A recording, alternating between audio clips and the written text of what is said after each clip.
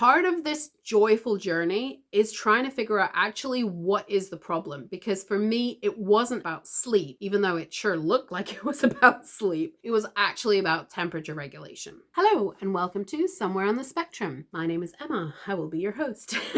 Today, the perimenopause issue. Yes. If you are a dude, you can stick around. That's totally okay. I don't mind. Well, so you might learn something. If you have women in your life, you're going to learn something that's going to be quite useful. But, I get it if you don't fancy sticking around. That's fine. It's women's stuff, but it's going to affect you. Trust me. So, perimenopause. What is perimenopause? First of all, don't be surprised if you've never heard that term before. I didn't hear the word perimenopause until about maybe 10 years ago, less than that. I had heard menopause. Menopause is when women stop having a period, and it is marked by 12 months of not having a period is your menopause. So menopause actually lasts one day. 12 months after your last period, you have menopause. And the next day, you're in postmenopause. So premenopause, postmenopause.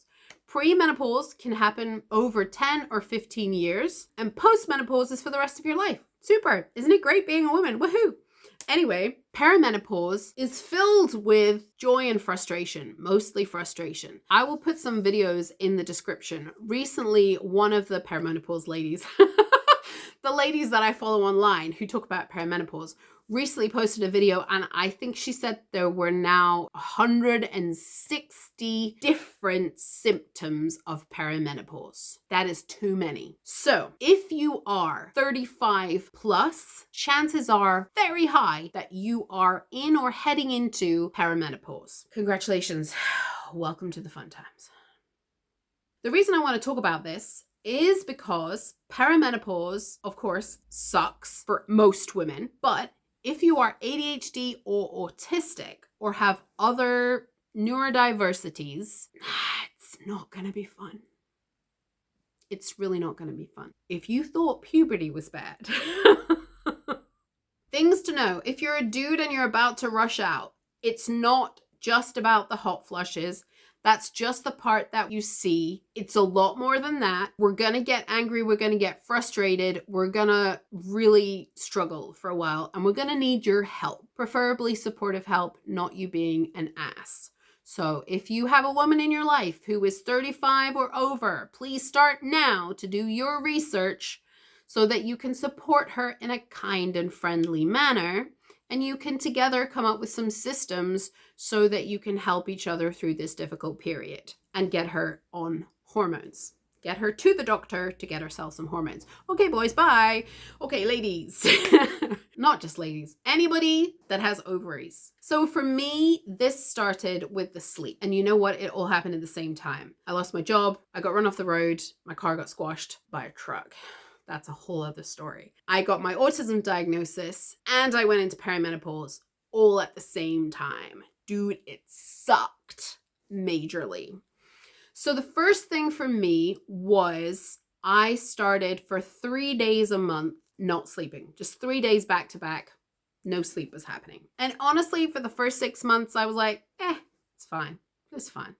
Because 3 days, I could handle 3 days. It was annoying, but I could handle 3 days. I even started watching Korean dramas, filled my time with watching TV. That has got way out of hand. I would call my friend who lives in Canada and we could chat, early hours of the morning. For me, it was fine. And then it went downhill. When I moved up here, I got to a point where I was having 3 weeks of the month when I couldn't sleep. And I went to the chemist and they said, you could try some Nytol. And I was like, great, please do give me something. I need 3. 2 doesn't work. When it got really bad, I phoned the doctor and I got one of those telephone appointments. And the lady who was a doctor was so condescending to me. She told me that I couldn't possibly be in perimenopause. She told me that she definitely would not be giving me sleeping pills.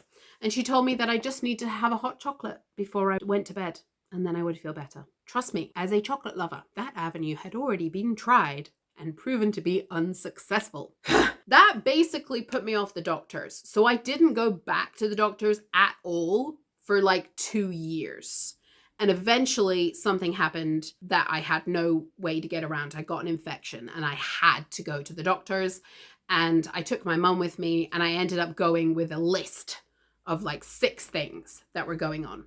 And when I got to that doctor, he must have recently read a perimenopause article, because he was very easy to deal with, but also he totally misdiagnosed my shoulder. So he said, oh yeah, fine. You're 42. You're definitely in perimenopause. I will absolutely give you some hormones. No problem. Getting the hormones, different story. Actually, this is misleading, because it sounds like I was having trouble with sleep. It turns out I was actually having trouble with temperature regulation, which is an introspection thing related to autism. I'm not sure how good I've ever been at being able to understand whether I'm hot or cold. I've never really felt cold as a thing. But once I got into perimenopause, I couldn't tell if my body was hot or cold. So when I went to bed at night, if it was too hot or too cold, I wouldn't sleep. And I knew I got the temperature right by the fact that I could fall asleep. And the trouble was, I felt fine. So there was nothing that was registering that there was a problem.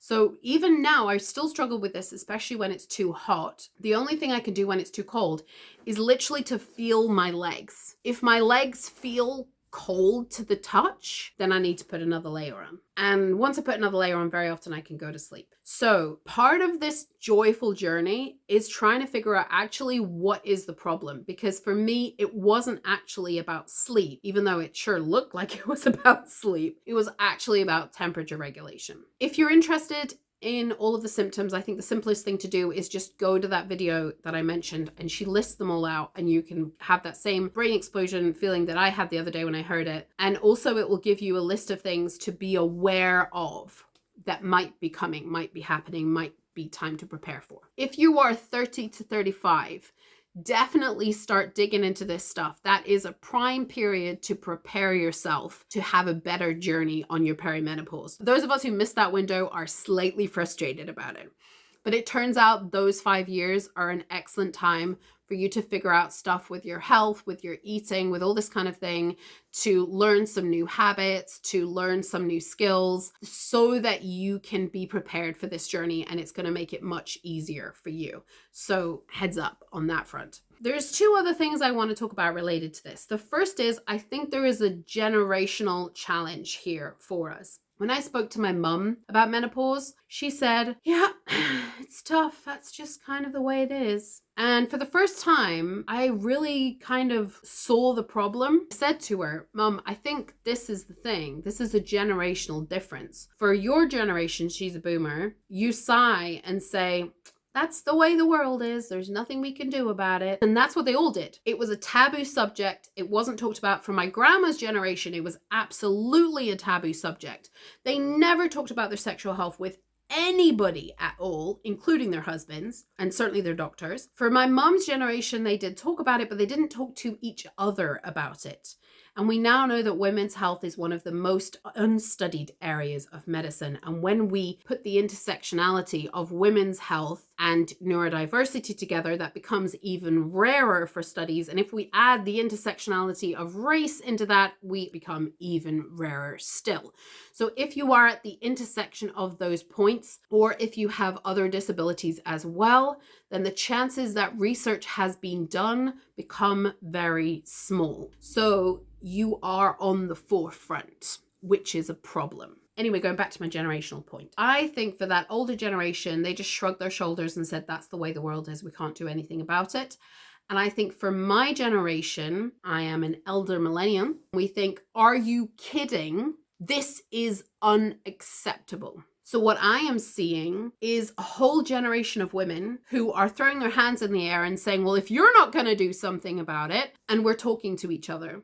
So if you're going through perimenopause, get out onto the internet. There are groups, there are influencers, there is a lot of information out there. So you need to get out onto the internet, listen to the podcasts, start learning. It's not about reading the medical papers because they're not there. This is like research that's been done in the last 10 years, and that's the old stuff. The new stuff, last 2 years, we're starting to talk about ADHD and perimenopause. So this is really on the edge, forefront, which is stupid, but that's where we're at. So if you are in this period of your life, you need to be the one who is directing operations, because no doctor is going to help you. They may give you the HRT. They wouldn't give it to my mom's generation. They may give it to you, but you may still have to fight for it. So even though that doctor told me I could have it, when I went back to the surgery to actually get the HRT, the 2 nurses in charge of HRT at our medical practice both told me that they didn't think I needed HRT, and it could be many different things that were causing my symptoms, not necessarily perimenopause. Despite the fact that I was 42 and one doctor had already told me he would happily give me the medication. So I still had to fight and advocate myself. And even now I've got the patches. It turns out that for ADHD, and also for me because I had polycystic ovary syndrome, probably I need to have some testosterone as well. That's my next battle, to try and convince them that I could have testosterone, because the estrogen and progesterone by themselves are not really cutting it very much. So that's one thing to bear in mind, this generational difference. If you're in my generation or Gen X or the ones coming after, we are going to have a lot more information, a lot more support, because it's happening now. So from that perspective, in a way, I feel grateful that I'm in this generation, because I'm not isolated by myself in the way that my mum and my grandma certainly were. On the other hand, are you kidding me? You're just learning this stuff now? Aren't you a little late? Certain amount of anger that comes with this reality. And the second thing that I wanted to talk about is the impact on neurodiverse brains. There was a very recent episode of ADHD Chatter. I will also link that in the description. That is a podcast. They had a menopause doctor talking about ADHD and perimenopause. It was a really, really good episode. A lot of information, things that I think you can take to the doctor, something I'm hoping to take to the doctor, that testosterone. One of the things we're talking about now is the fact that your autism is about the connections in the brain, the way that your brain is connected together, which is different to the way that neurotypical brains are all connected, but it's also different to the way that other autistic brains are connected. So you are unique. Congratulations. So that's one part of it, is our connections. The second part of it is the hormones that we have in our brain, and they affect how things work in our brain. So we're talking hormones. We're talking, of course, our estrogen, progesterone, testosterone. We're also talking about things like serotonin and dopamine. So ADHD is about dopamine receptors. If you also have ADHD, then this is gonna be an even more fun time for you. Welcome to the gang. Hi. ADHD is already messing with your dopamine, serotonin, all these kind of things. So what that means is that it's hard sometimes for you to focus. It's potentially you're going into depression more easily. It is affecting all of these different things. When you then throw in perimenopause, it goes crazy. So the perimenopause is about not having consistent hormones. Not that our hormones were ever consistent anyway, but you know what I mean. It's like, and before it was like, okay.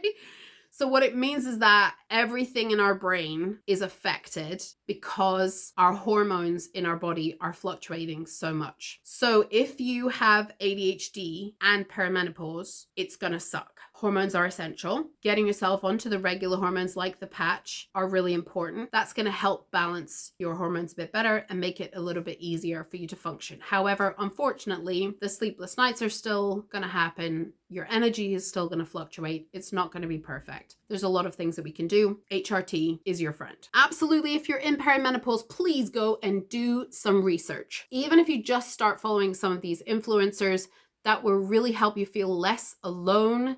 It will stop making you feel like there's something wrong with you. It's called perimenopause. It will really help you feel like you can do something. You have some actions that you can take that will make a demonstrable difference on your life. But remember, this is the long haul. We are talking potentially 10 to 15 years that you're going to have to put up with this crap. And you don't know when it's going to get better, when it's going to get worse, or what kind of symptoms you're going to have to deal with. In the ADHD chatter, things. She talked about the idea that now for our generation, the plan is that we will take hormones indefinitely, forever. So once you get your hormones balanced and you know what is right for your body, then potentially we can keep taking that forever. And that should mean that our future is a lot healthier, because one of the challenges with not having estrogen is it damages our bones and a whole bunch of other stuff. So for our future, potentially, if we can get the right hormones with the right doctor, then we can get to a point that we will be feeling much happier for longer. But we still have to go through this window where everything's fluctuating, and there's a limit to how much the hormones can do to prevent it from fluctuating. It sucks. It's very hard. It's very tiring. Your energy is going to go up and down, and your life is going to be in turmoil because you can't really maintain the same level of existence as you have before, especially if you're neurodiverse. I'm sorry, bad news. There's a lot of good news happening, but I can't take away the bad news. Sorry. If you are struggling with perimenopause, please do feel free to drop a comment below. Let us know a little bit about what you're dealing with. If you've had trouble with doctors, any influencers you know that are brilliant that you think is really good, any podcasts, put them below. Share for everybody. Let's make this less painful for everybody, shall we? It is a sucky time. Drop it, and hopefully it will help everybody feel a little bit better. You are certainly not alone. Right there with you. I hope that's been helpful. See you next time. Bye.